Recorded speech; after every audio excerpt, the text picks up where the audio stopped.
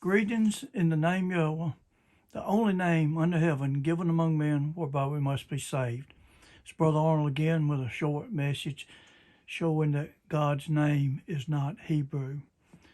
Now, I know that sounds strange, but anyhow, many people think they have a leg up on knowing the name of God because they speak Hebrew, but this is absurd, as my following article shows. By the way, acerb is a very strong word. The definition of acerb, and I looked it up, is an adjective. It's preposterous, ridiculous, so forth. Frightful, laughable, risible, whatever that is, idiotic, stupid, I know what that is, foolish, silly. Now, I'm not throwing off on people because I always didn't think much about it either. Insane, insane, something other. You can read it there. Unreasonable, irrational, illogical, nonsensical. All of this, if you think God's name is Hebrew. Pointless, outrageous, shocking, astonishing, monstrous, fantastic, whatever that is. It's just a bunch of stuff here. Incredible, unthinkable, implausible, informal, crazy, something other there anyhow. But anyhow, read the short article that I'm fixing to present so you can get out of being any of the above. In other words, stupid, silly, and all that. And we've all been there. Look like. I guess I don't want to admit to any of that stuff, but we've sort of been thinking that God's name is Hebrew. It's a Hebrew name, but I don't think His name belongs to any particular language, because a name is a sound. Period. Any letters in any alphabet that causes us to make the sound of His name is good, but the letters are not the name. But the sound they cause us to say or make is a name. You may have to think on that a minute. I'm going to shoot on through here. Moses heard the sound of the name of God and captured the sound of His name with 4 Hebrew letters, the YHWH. Now, how would that make God's name Hebrew? Just because he heard the sound and he wrote it down in Hebrew. What if Moses spake 2 languages, which he did, at least 2, Egyptian and Hebrew? He was Egyptian. He spoke Egyptian. And what if he heard the name of the sound of the name of God, and he wrote it in Egyptian instead of Hebrew? Would the name of God then be an Egyptian name? Oh, absolutely not. Some things. Same thing with Abraham, who lived in the land of Ur and the land of the Chaldeans, and he may have spoken Aramaic, etc. It don't matter. But it would not matter as to the sound of the sacred name of God, because a name is a sound. And that would have been heard by Abraham, the same sound that Moses heard. Genesis 12, 1 through 7 talks about capital L-O-R-D appeared to Abraham, because Abraham knew his name.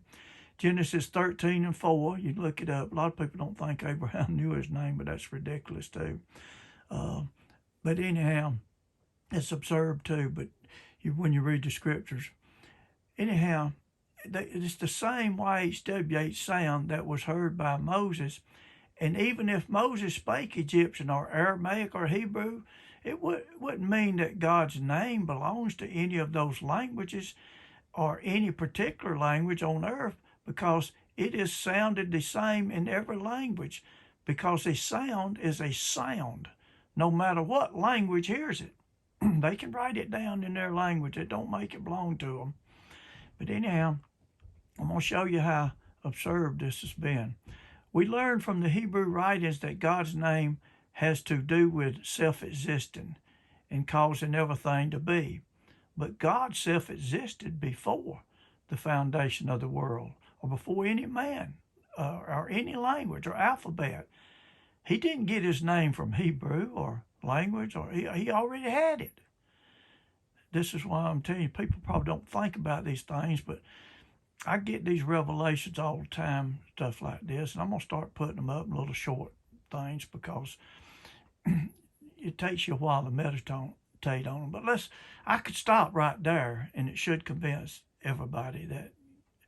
But let's say that God at the same time tells the whole world, which consists of over 7,000 different languages, not to mention dialects and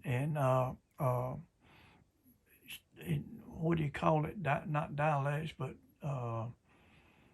can't hardly ever think of that. But anyhow, but what if he tells them all that his name is Yah?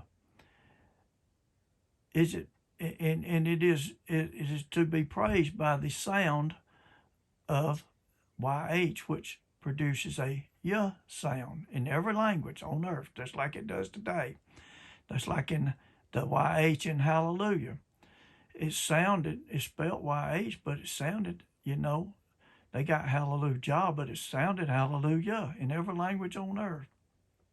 And the YH is in all of his prophets' names, ending in IAH, as in Isaiah, Jeremiah, Obadiah, Nehemiah, etc.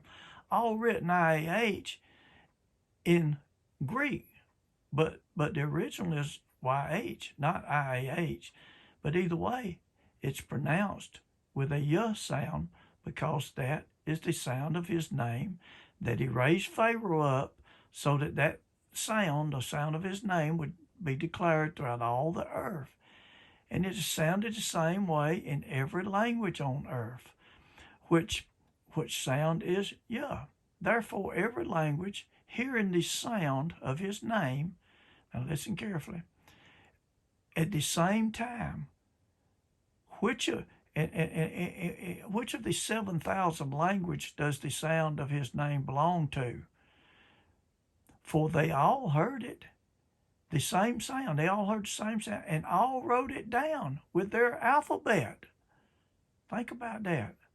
Well, did it make it? Which one of those did it make it? So what I'm trying to say is, Moses heard it. That sound come from outer space. That sound came from another world. It didn't. He made this world. But anyhow, if there were four men standing, and one spoke the German language, one Greek, one Hebrew, and one English, and so forth, and God spoke to them all, and said, "My name is Yahweh," and they all wrote it down in their language, which language would his name belong to. You see how simple this is? I say none of them, because his name belongs to himself and no one else. He gave himself his name, which has to do with self-existing. Now think about it. He self-existed without the help of anyone, and no language can give him anything, including his name. Don't belong to them. When we understand the above, it should help people to understand that a name is a sound, and the sound of his name does not belong to any particular language. And whatever the sound was in the children of Israel's name, which is Yah, and in the word hallelujah, that's the sound of his name. Nothing has changed. Nothing's changed. God's name goes out of this world, out of this universe. And no specific language of people has named him. Therefore, his name does not belong to any of them in this world. See, we're created beings. He made the sound of his name known to his people in this world. But he's not just God of Israel. He's God of the whole world. Anyhow, that he created. He made the people in this world that he created. Now remember, he created us, and they wrote it down in different languages. But his name belongs to none of them. They are all created ones, and none can claim that his name is Hebrew, Greek, Russian, English, etc. The created, that's us, did not name the Creator. It don't belong to us. We didn't name him.